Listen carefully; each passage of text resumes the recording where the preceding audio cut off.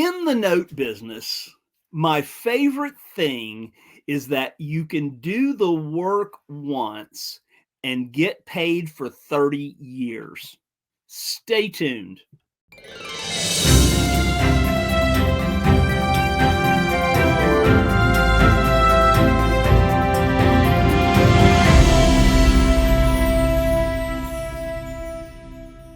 Welcome to this week's edition of NoteSchool TV, where every Wednesday at 11:05 Central Time, we bring you the best guests. And absolutely, we have the most amazing guests on today and the most amazing content. So we'll bring our guest out in just a minute. But before we do so, I'd love for you to just go ahead and hit that like button. So go ahead and do that. Boom. And make sure you share this with your friends. We appreciate you doing that.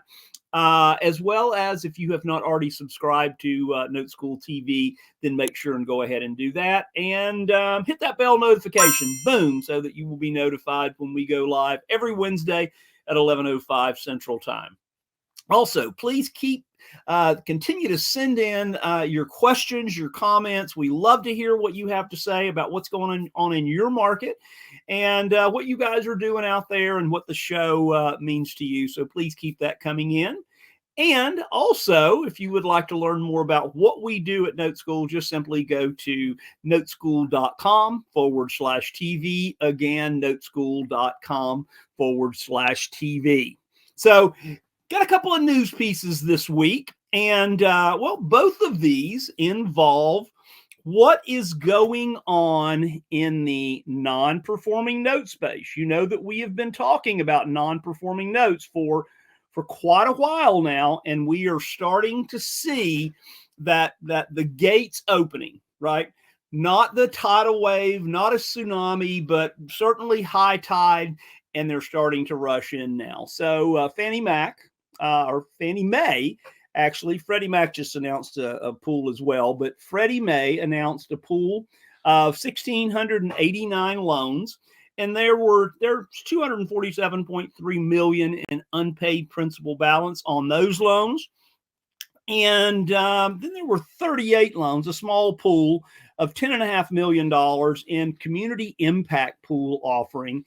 And those are specifically in the New York, New Jersey area. And these are designed for minority-owned businesses, women-owned businesses, and smaller investors to invest in those pools. And then, as well, January 11th, Fannie Mae also announced the first sale in 2024 of reperforming loans.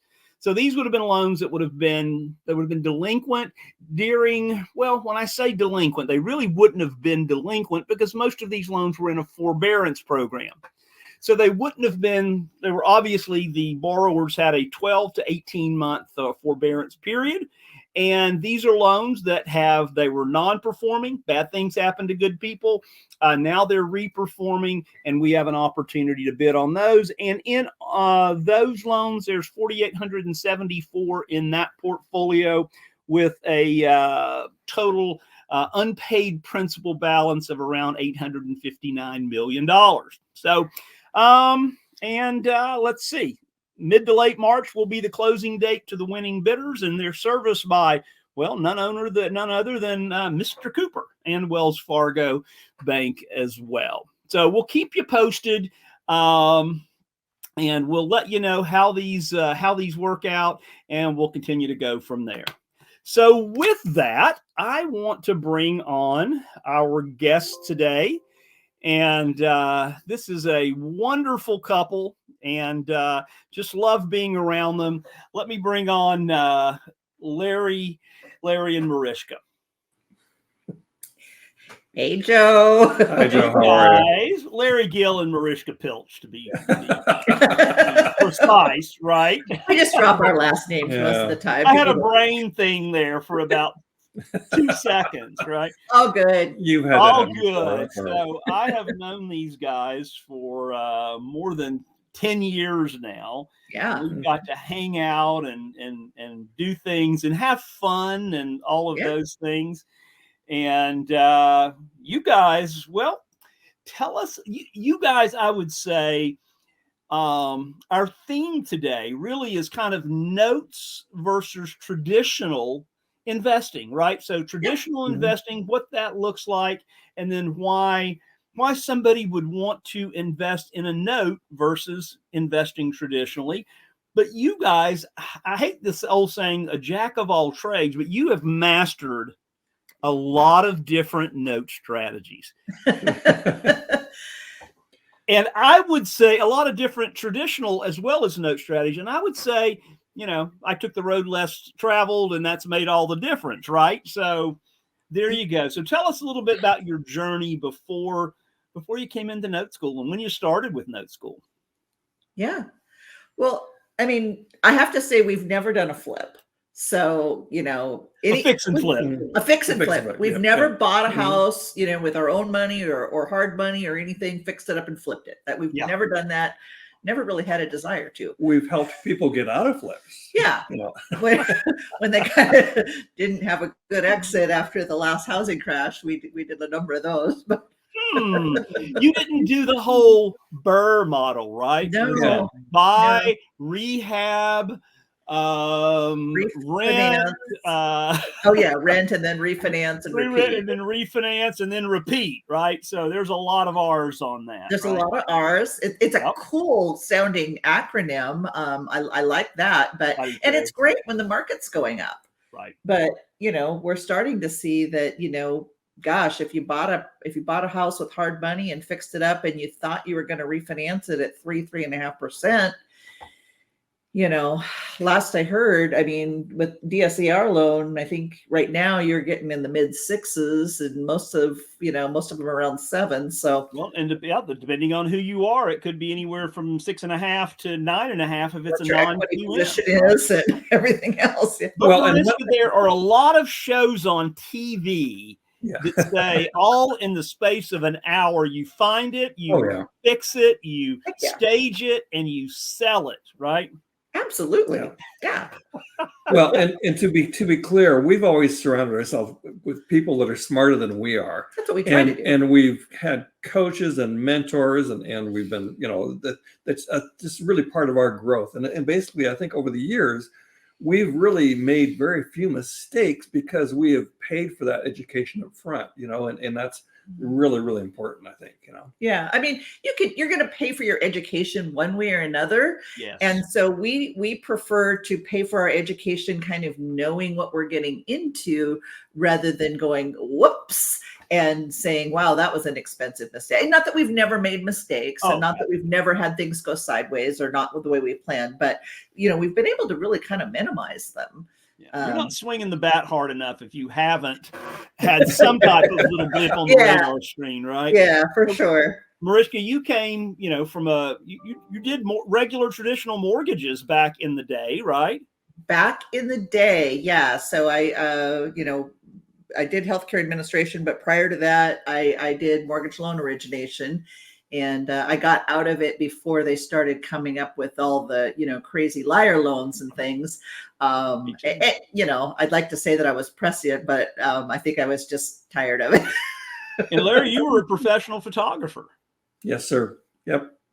Which basically, I still use it today. When we've got houses, we're basically doing a deal on it. It's local. Yeah, if it's local, I use those for photographing the property and so forth. But and I really marketing is really one of my strong points. I can make the phone ring and then I let her kind of take it from there. Well, and Larry and Mariska have done a lot with Note School. We'll talk a little more about that in just a minute. But Larry, you graciously came on. We have 3 deal labs a week, right? We have the performing deal lab, which is selling properties with seller financing. It's buying a note that's been seasoned and all of those things.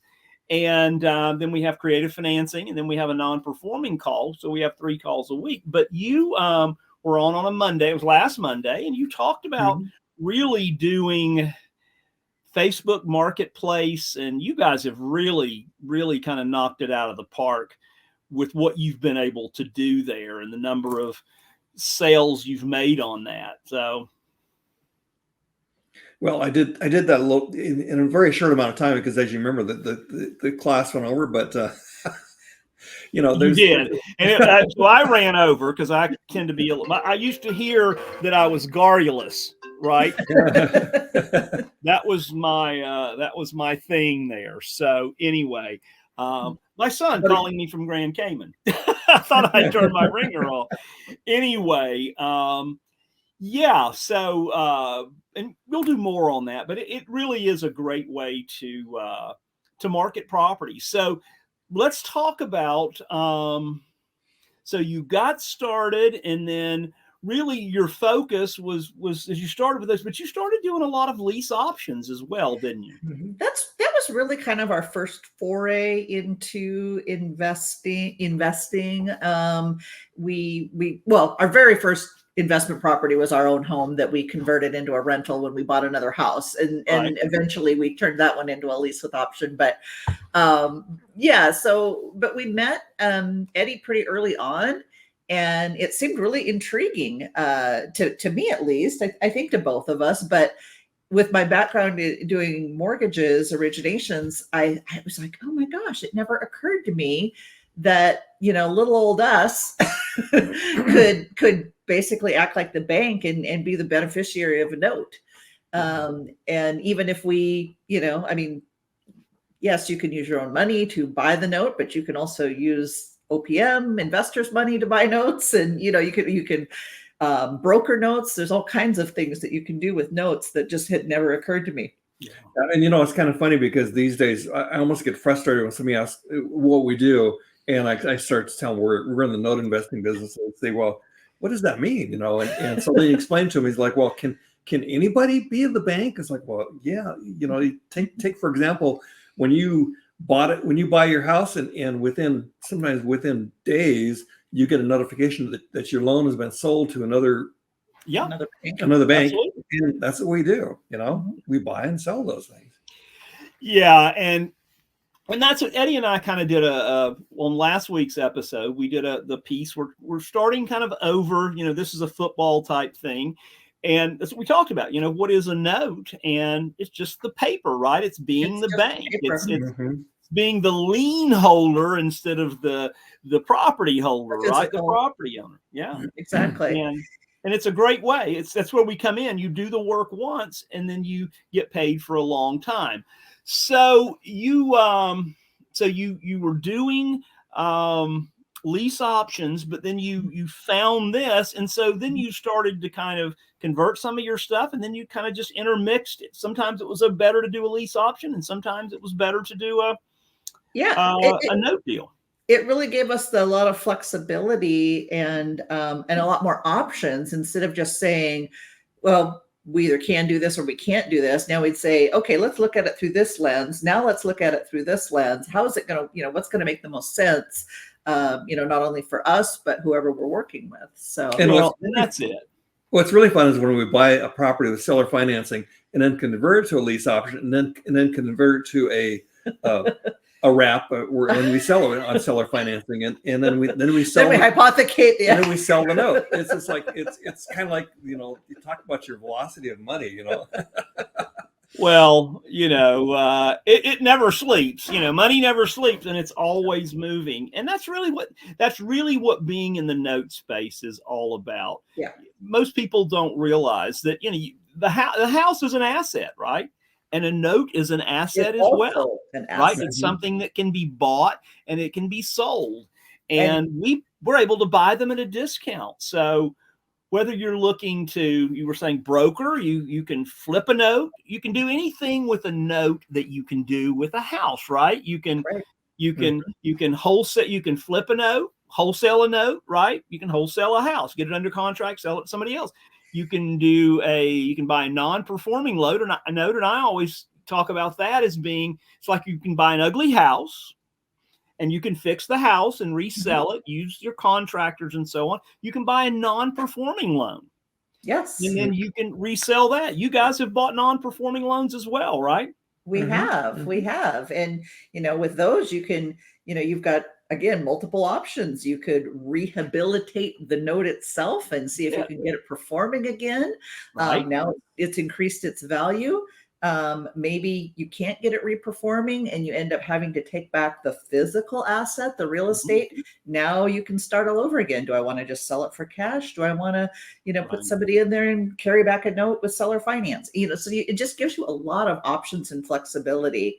And I think a lot of people who are, and this is certainly me too, even though I'd worked as a loan originator, we don't ever think about, I guess that's why they call it an intangible, is it's kind of hard to wrap your hands around that.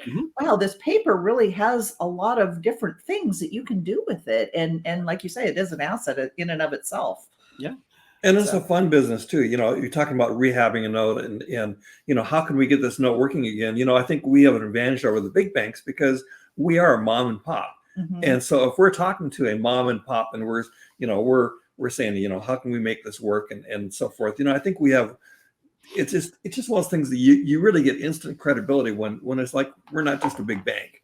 And also I think we've had really good success as far as that sort of thing when a note does start to slow down and so forth. Like during COVID, we basically reached out to all of our notes and we really had nobody that went in default. Nobody went in default. Yeah. We didn't either. Yeah. Yeah. And I was really proud of that. Really proud. And I know you guys are as well. That's really a testament when you figure, there was 8.5 million people in a forbearance plan, right? So during COVID.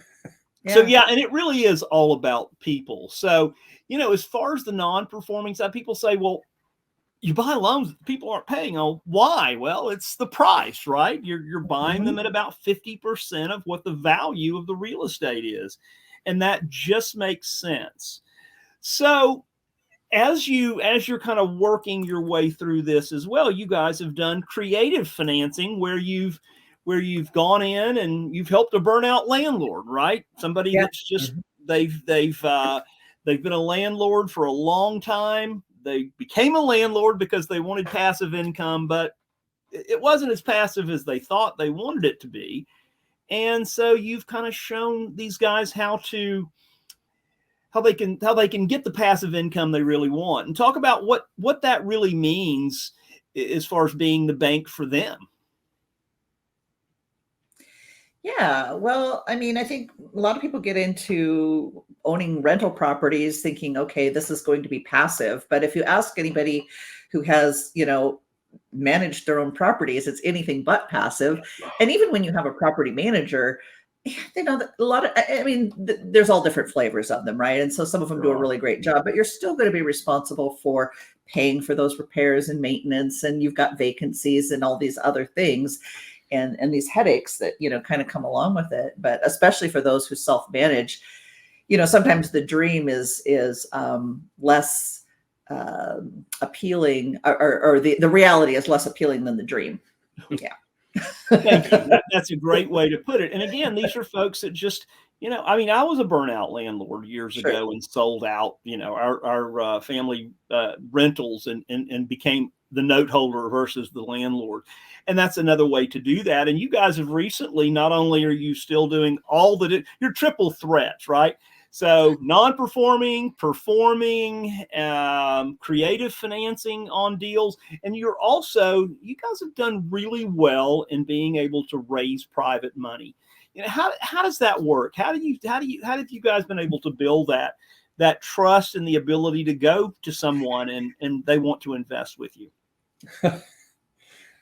Well, we go in both guns blazing.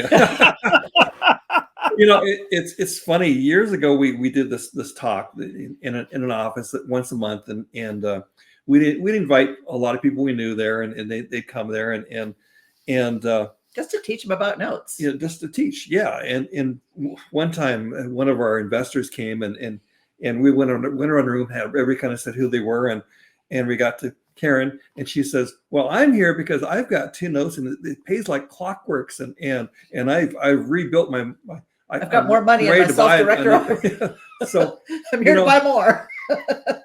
and really, it kind of comes down to trust. It's trust and relationships that you build, and that's really so much of it. I think that's it, is, just in sharing with people what it is that we do and how we do it and why we do it. I think for a lot of folks, they need to understand, well, what is it? And that's why we would do the note education trainings, is just, here's what it is, here's how we do it, here's why we do it.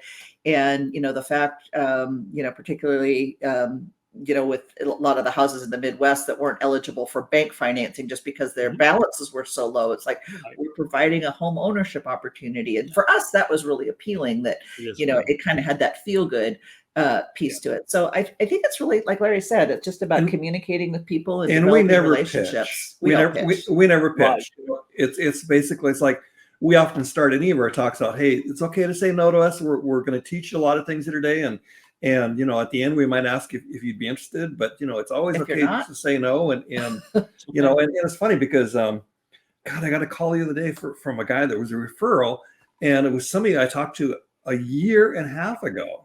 And it's like, hey, Dave gave me your number, and yeah. So that happens too. Well, and what I've always said is it's really just about having a conversation. You run into somebody and what have you been up to? That's what I'd say to you guys, right? What have you guys been up to? And so, right. You're telling them what you've been up to, and you, of course, it's the law of reciprocity, right? Well, what have you been up to? And then you can share that with them, and you really don't have to ask. Either they see the value and they want to hear more, or they don't, and you never push them. Exactly. And they come to the yes or no, and that's what I love about this business. And people are looking for something to invest in that's real. Yeah. Right? Yep. Yeah. Mm-hmm. So you guys have not only been Note School students, you've helped a lot of Note School students, and you've helped a lot of other people. You're doing some talking to some groups now for Note School to get people to kind of come to a 3-day class. And but you also recently, well, there's sometimes people get bad advice. Right. I mean, they just do, right? From some people. And so you've been helping some folks here recently, people that have kind of gotten into a bad situation, doing a sub-2 deal, a subject to the underlying lien. So just talk a little bit about that a minute. Well, there's nothing wrong with doing subject to, but you certainly can do them wrong or improperly. Mm-hmm. And so, that's what we have encountered is we've had a few folks who, have learned about us by reputation, a friend of a friend, or, maybe they saw posts that we made or something on Facebook. And so they'll reach out to us and they're like, I've kind of got this problem, And so some of them we just can't help, but there have been some who we've been able to work with and kind of help them restructure things and make sure they have proper disclosure and really a lot of it is just the restructuring of it. It's like they just put it together improperly. And again, as you said, it's all about how you do the paperwork. It's all about being transparent with the underlying lien holder, right? Absolutely. Well, and we've learned so much from our good friend Jeff Watson. He's just an amazing lawyer, and boy, he's been such a help for us on our journey as well too. Absolutely. Yeah. And one thing that's pretty cool, this kind of for everybody, just recently, I think was it last week or week before last, I heard that the Corporate Transparency Act that Jeff came on and kind of warned everybody that they were going to have to, get on board here in January. It has recently been, it's been stopped. Now, before I would say that to anybody, I text my friend Jeff and our friend Jeff, and I said, is this true or is it fake news? He said, no. He said, it is been put on hold.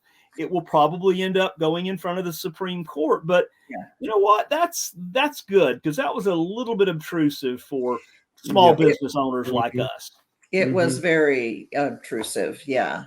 So it remains to be seen what will happen. I think we have to be prepared, but hopefully, that's a good sign. Well, and I think we're going to kind of have an update from Jeff mid-year and say, okay, where are we, and do we need to be prepared to do this? So we'll keep you posted on that. So tell us, just kind of share with the group, today. Mhm. What, kind of what the note business has meant to you guys, and then also, if somebody was kind of on the fence, like, do I really want to do the note business, or do I want to go and be a landlord? I mean, there's nothing wrong with that. There's nothing wrong if that's what you want to do, right? So just kind of share those things with us, and kind of give us some advice there on what you guys have, what it's meant to you to be in the space. Yeah. Wow. So, years ago, I would have never believed that I would be in the note business, because it's like, I have kind of a funny story. My mom taught me 5th and 6th grade math. And I had this thing about, I don't want to learn math. I want nothing to do with it. And so basically I kind of hung on to that for many, many, many years. Right. And when I finally said, I'm going to sit down, I'm going to learn the financial calculator, because it's like, this is what I'm going to do. Then it's like, wow, this is like really amazing. I can do this. And so then, I go back to that, if you had told me 15 years ago that I was going to be in the note business, I would have said, well, geez, what the heck is that? And Right. You're completely wrong. But again, it comes, I mentioned earlier about, the training that we've got and that we've received over the years. I have that confidence now, and gosh, I can, talk to my friends in different groups and so forth, and say, hey, this is what we do. And I tell you what's great about it is basically, as you know, Joe, Marishka went through cancer, and we kind of had a rough spell there, and but it's that passive income that we had from our notes really, really helped us get through that. And for that, I'm grateful as well too. Yeah. Absolutely. I would Absolutely. say, notes, I think notes just make you a better investor all the way around, whether you're going to continue to invest in physical real estate or not. It teaches you, having an understanding of the paper gives you a better understanding of how you can structure things for your acquisition, for your disposition, making sure that you have multiple exit strategies. We've always been very risk averse. And so we've always, wanted to make sure we had lots of exit strategies. But there's a lot of people who we talk to who don't, just like, I'm just going to fix this house up, and my exit is I'm going to sell it to a retail buyer. Well, that doesn't always work. It'll make a big profit. and so notes just gives you more options, and it just, once you really start diving into it and understanding it, it gives you a better ability, I think, to just really analyze deals and make sure that you're knowing what your exits are. Well, that's it. So we'll wrap this up. So what, everybody's got their why. I know you guys love Hawaii, but just tell us a little bit about your why. I know you guys go every year, right? Pretty much, yeah.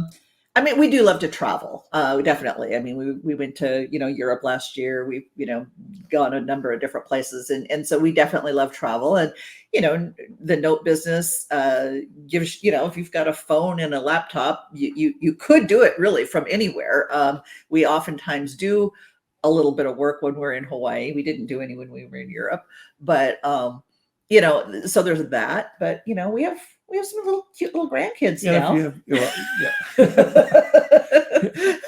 Yes, we have our first one as well. So that's an amazing thing, right? Changes a lot of perspective, doesn't it? Well, and the thing too, as far as like travel, if you've got everything already set up, and you've got the servicing companies that are taking care of your notes and so forth, and all the paperwork, that's really good as well too. But the other, I guess, as far back to the why, and of course, I've got grandkids that we love dearly. They live about 45 minutes away, so we don't get to see them every single day, but it's good. Yeah. And just recently we started a nonprofit, Heart Haven Home. Yeah. And our goal is it's been a big learning experience. And again, we surrounded ourselves with the right people. We've had some training and everything else as far as how to put together a nonprofit together, and just making a lot of connections and relationships. And our goal is that we're gonna have put together houses in our local areas, both Idaho and Washington, that are for veterans. And if they're at risk at not having housing. So yeah. So again, that's just another option when you have created passive cash flow. Mm-hmm. You can do it from anywhere in the world, physically. You don't have to be there. You have someone else that is servicing the loans. Mm-hmm. So, everybody used to say mailbox money, but the bad thing about that is you actually had to go to the mailbox. You had to get the check out. You had to open the check. You had to write out a deposit slip, and you had to go to the bank, right? Mm-hmm. Mm-hmm. Well, when you've got a loan service through a third licensed compliant third-party servicer, it just shows up magically in your account every month, right? Yeah. Mm-hmm. Yep. So I like wire transfer money better. Yeah. We don't get physical checks anymore.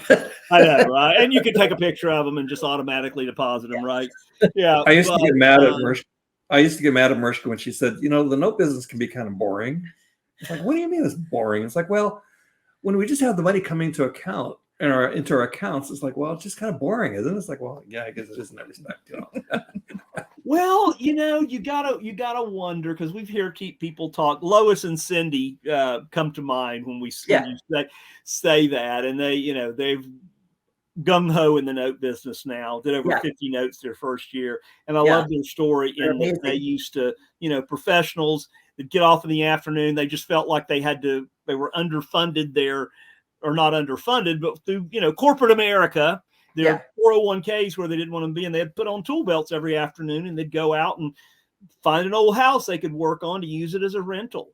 Mm-hmm. And, now if you've got a phone, or if you've got, your laptop, you can go out and do the same thing, and you don't have to strap on the tool belt and to go do that.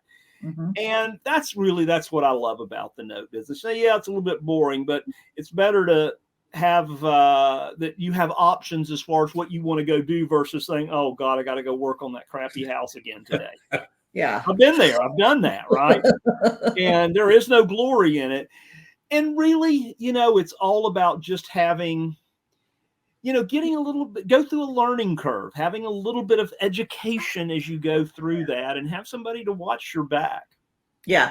Well, and that's the thing that's so great about NoteSchool is, when you said people watch your back, it's like, yes, you have to, bring your deal on the call and what have you. But I mean, as many times as, somebody, Eddie or you or, whoever's on the panel, might say, this is great. You might consider doing this and this, but sometimes it's just like, you know what? You might want to just back away from that deal. And so it really is, you really do have people who watch your back, so it's a really great program, and we've definitely benefited. There's a knowledge gap in anything you do. And that just goes back to, as I said at the beginning, right?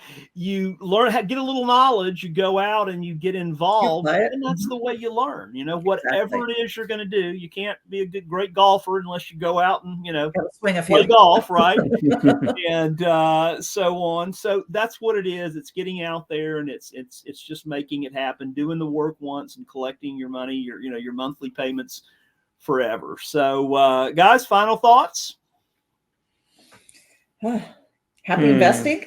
No, I think we're on the cusp of, kind of what it might not be the same, but I think there's a lot of opportunities that are coming, in the next, months and years, in the note business that we haven't seen in a while. And so, So we pray that the economy does not tank, crash. But that we don't want people getting hurt, but I think that there will still be a lot of great opportunities. Well, they're really, with banks tightening up their lending standards. I just done some research for a class we're doing later in the week, and all of that happening in commercial real estate and apartments and all that. Really, what we're able to do is we can help those folks that can't go to the bank. They're good people, right? They have good credit and they have money to put down, but they're self-employed or, whatever it is. They're like we are. They're entrepreneurs. They're gig workers. And to be able to help those, and then with the non-performing side, I've owned houses that I couldn't sell, and that's a burden as well, or couldn't get rid of, or didn't think I could, but because I didn't know the strategy. And so knowing this different strategies and how you can help people makes a big difference in people's lives. And I know you guys are people person like myself. We love to work with people and talk with people and help them. So yeah, thank you so much for being thank on you. today. Larry and Marishka, you're great, Thank great you. folks. I love you guys. We love you. And we'll see you here pretty soon, probably at Summer Summit. Yep. And again, if you'd like to learn more about what we do at NoteSchool, attend one of our master classes. Simply go to noteschool.com/TV, right? And we'd love to have a conversation with you. See you guys. Take care. Take care. Thanks. Thanks, Joe. Bye. Bye. Bye.